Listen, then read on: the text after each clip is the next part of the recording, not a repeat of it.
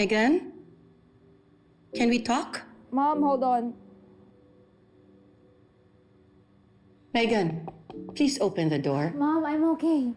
I'm okay. Hindi ako aalis dito hanggat hindi tayo nagkakausap. Open the door! Talk to me! Megan? What? Papagalitan mo lang din naman ako.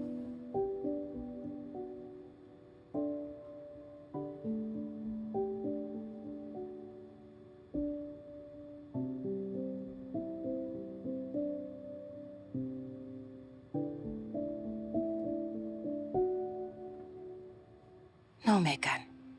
I am just here to talk to you. Believe me, I understand you. Especially that you are in showbiz. Everything we do, namamagnify ng lente, ng audience, ng tao. Especially yung personal na bagay.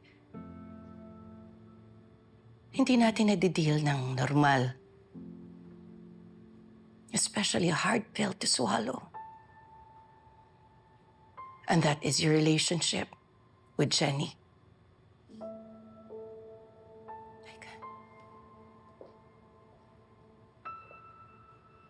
Michael, anak. We cannot do anything about it. But we can hide it. You can change your reaction towards this. Hindi yung nagsiself-destruct ka. I don't know how. Di ba ikaw na rin na nagsabi noon na hindi ka lang namin anak?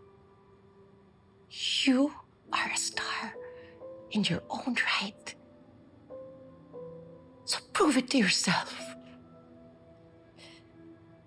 Don't let that sparks die. Fight for your spot. Hindi yung wala kang gagawin at hindi ka babangon. Baka isang araw, makikita mo na lang na napunta lahat kay Jenny. Lahat ng para sa'yo.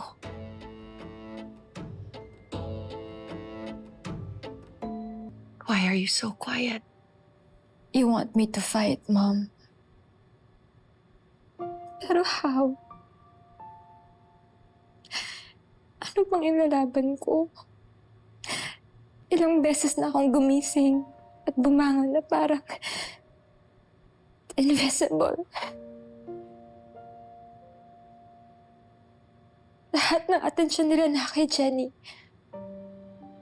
Alam mo, Mom, the moment she stepped sa bootcamp, I hated her, Mom. I hated her. For no reason at all. Yun pala, dahil sa reverse lukso ng dugo. Or whatever. Dahil unwanted half-sister ko siya. Pero hindi lang pala yun. I knew from the start na mas magaling siya sa akin.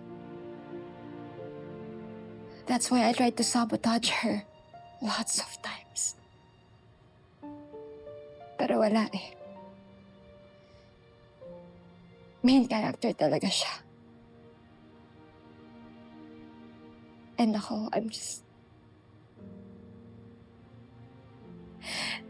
some extra. I'm sorry.